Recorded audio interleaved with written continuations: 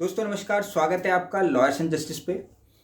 Cadre review का एक बहुत ही इम्पॉर्टेंट डिसीजन होम मिनिस्ट्री ने लिया है। तो आइए सबसे पहले समझते हैं कि कैडर रिव्यू असल मायनों में है क्या, और आसान भाषा में इसको समझने की कोशिश करते हैं। देखिए दोस्तों, कैडर रिव्यू को हम इस तरीके से समझ सकते हैं कि मान लीजिए एक क्रिकेट की टीम है।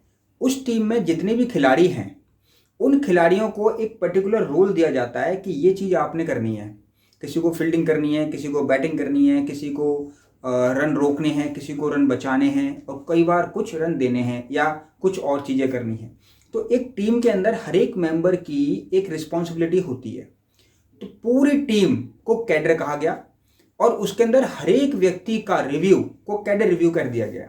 यानी एक टीम के प्रत्येक मेंबर का एक तरीके से चेकअप करना कि वो कितने दिनों से एक कैडर के अंदर है और उसकी क्या रिस्पॉन्सिबिलिटी है, क्या वो रिस्पॉन्सिबिलिटी को ठीक ढंग से निभा पा रहा है, और अगर उसका रिस्पॉन्सिबिलिटी का जो निभाने का तरीका वो ठीक है तो क्या उसे अपर पोस्ट पर भेज देना चाहिए या फिर उसका प्रमोशन कर देना चाहिए, दूसरे शब्दों में कहें तो ये एक डिसीजन होम मिनिस्ट्री ने लिया है कैडर रिव्यू का।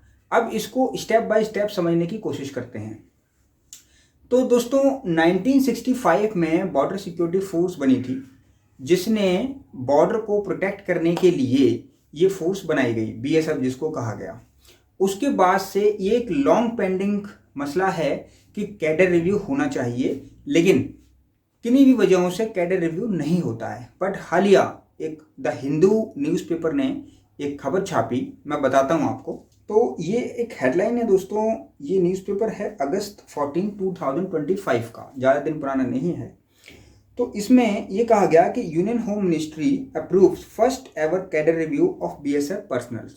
तो ये किसका है? सिर्फ बीएसएफ पर्सनल का है, यानी बॉर्डर सिक्योरिटी फोर्स में कैडर रिव्यू का प्रोसेस स्टार्ट कर दिया गया। अब इसका क्या है? Spanning from constable to inspector the implementation has already commenced and will cover immediate promotions for 23,701 personnel, यानी 23,710 जवानों का प्रमोशन इसमें किया जाएगा अगर बात करें तो।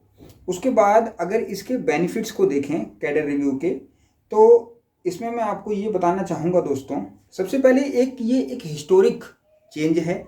मैंने कहा 1965 से, जब से ये फोर्स बनी है तब से आज तक कैडर रिव्यू इसका नहीं ठीक से किया गया, तो इसलिए अब कैडर रिव्यू की बात आ रही है और होम मिनिस्ट्री ने उसको एक्सेप्ट कर लिया।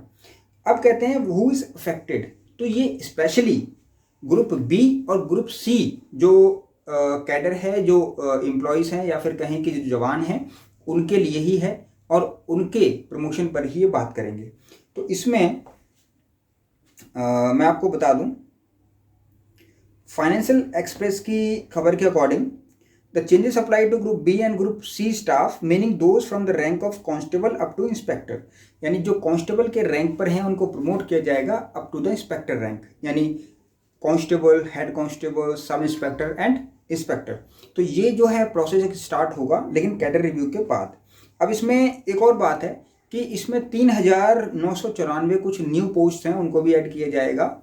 और अगर मान लीजिए कि नीचे के लोग जो हैं प्रमोट होकर ऊपर जाएंगे, तो नेचुरली नीचे वैकेंसीज ओपन होंगी, तो उन वैकेंसीज को भी भरा जाएगा। यानी एक जो प्रॉब्लम है अनएम्प्लॉयमेंट की, वो भी अनएम्प्लॉयमेंट की प्रॉब्लम सॉल्व होगी कैडर रिव्यू से, कि नई नई भर्तियां भी इसके अंदर निकल के आएंगी।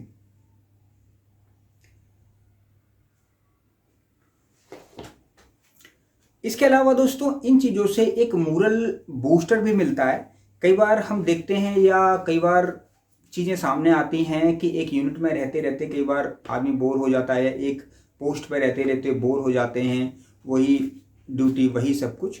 तो इससे भी एक चीज़ ये उठ के निकलती है कि एक नया जिम्मेदारी मिलती है जब कैडर रिव्यू होता है, आपका प्रमोशन होता है, प्रमोट होने के बाद नई जिम्मेदारियां मिलती हैं, उस जिम्मेदारियों को और उत्साहित ढंग से फिर निभाने का मौका मिलता है और उत्साहित ढंग से करते भी हैं।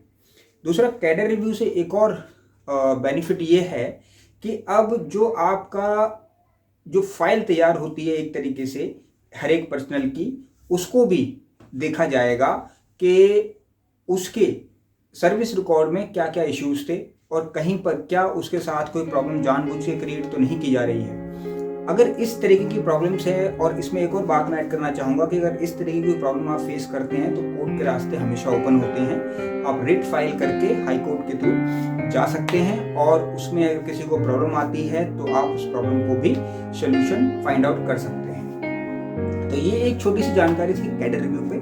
बने रहिएगा मेरे साथ। कोई और जानकारी अगर आपको इस विषय पे चाहिए तो आप मुझे लिखिएगा, बताइएगा, मैं आपको और जानकारी दूंगा।